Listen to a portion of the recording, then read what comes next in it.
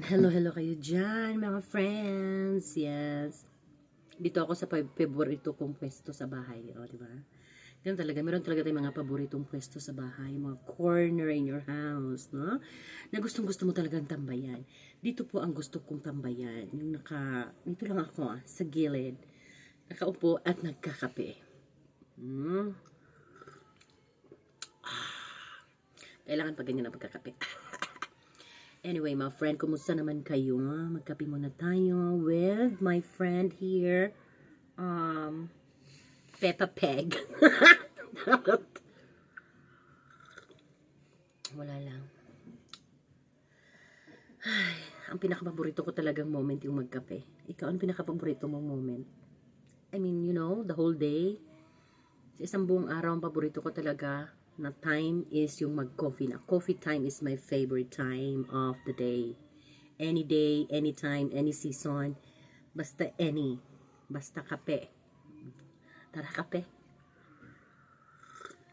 Alam mo ba kung bakit?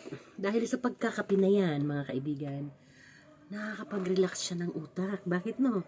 Kasi nakakapagpahinga ka sa mga ginagawa mo sa iyong bahay, sa mga trabaho. Kung busy ka, no? Break time is for you to recharge, no? So, coffee break talaga sa akin kasi mag-recharge. Kasi kapag mag-inom ka ng kape, hindi mo naman yan agad-agad inumin na minsanan kasi mainit. Mapaso ang iyong ngala-ngala. Kaya mahigop-higop muna tayo, ganyan, no? Tapos, syempre, mainit. Hipan-hipan mo pa yun. Habang nag-ihip-ihip ka dyan, nag-iisip ka ngayon anong next move mo. Oh, di ba? Lalo na yung naka-break time ka lang sa work. Kape ka muna. Tapos, kunyari, isa kang customer service representative. Yung last mo na nakausap na customer, naku, very aggravated na customer, very angry, no? So, time for you to take a break and have a coffee. Gusto ko sanang sabihin na have a KitKat. Pero wala tayong KitKat. Kaya have a coffee, break time. Para naman makapag-relax ka kahit papaano. Yun,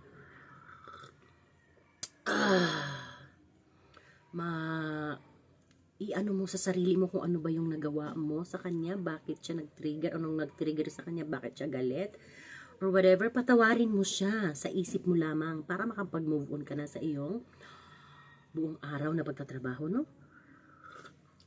Kasi marami pang nangangailangan ng iyong tulong as a customer service rep. So, kahit hindi customer service representative sa phone, kahit ano pa mang trabaho yan, no? Kailangan natin mag-recharge. And one way to do that is to have a break time. O, kahit 15 minutes lang, 10 to 15 minutes break time of your day, it's okay. Okay na kayo. So, yun lang mga friend. Don't forget to take a break.